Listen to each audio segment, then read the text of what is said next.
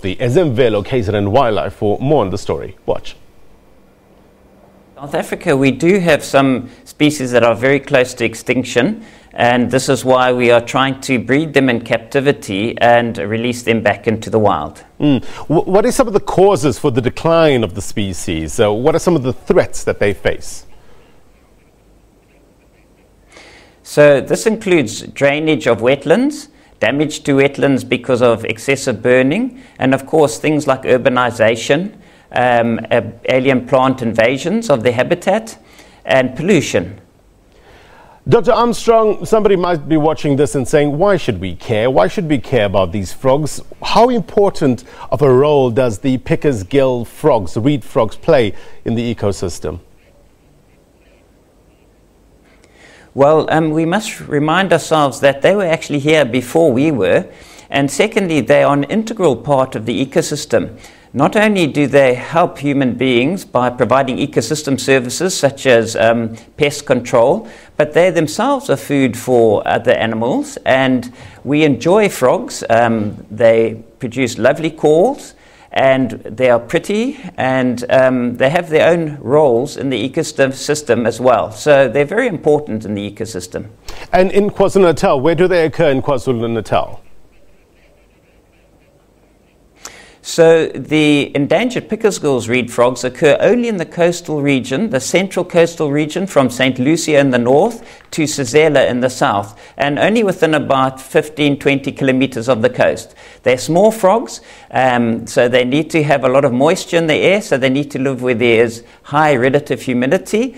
Plus, they need fairly high temperatures because they wouldn't be able to withstand cold. So that part of the world is relatively high human activity, isn't it? How's that affected them? Yes. So what has happened is that a lot of their wetland habitat has been drained for urbanization and agriculture. And so it has affected much of their habitat. But thankfully, these days, wetlands are being rehabilitated because people are understanding the value of wetlands for human society as well as for wildlife.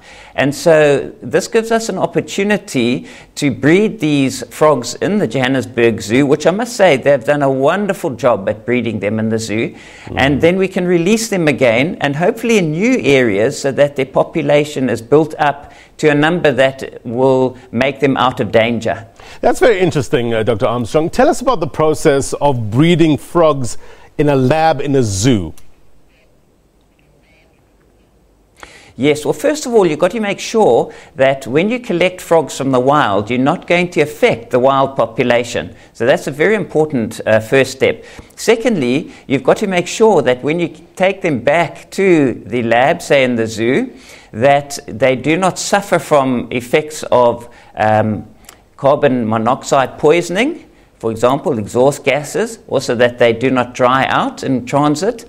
And once you get them into the zoo, you've got to make sure that they don't pick up diseases that might affect them, that they have the right temperatures in which to breed and to thrive, that they're given the right food, and of critical importance is biosecurity, not to bring in diseases or anything that might actually cause mortality.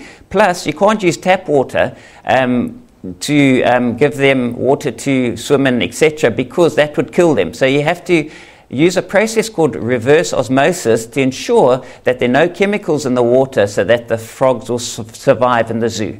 Dr. Armstrong, mind my layman understanding of this issue, but so it entails collecting wild specimens and breeding them in a zoo, right?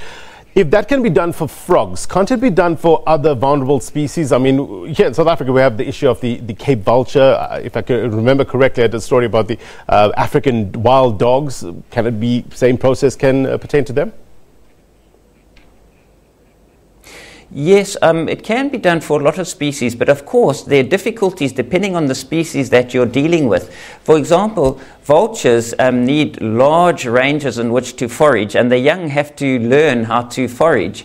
And this could be a problem with raising them in the zoo, but in fact they are doing so here in KwaZulu-Natal at the Bird of Prey Centre. They're trying to raise bearded vulture chicks, and to reintroduce them into the wild. So some species are much easier to breed in captivity than others. However, the Johannesburg Zoo has done groundbreaking work here with the Pickersgill's reed frog, because for the first time in Africa this has been done. In other words, breeding an endangered frog species in captivity and then releasing it into the wild again. So hopefully via this process we're going to ensure that this frog species is soon out of danger. And now you know. Let's take a bit of a break. The agenda will be back after this. Stay with us.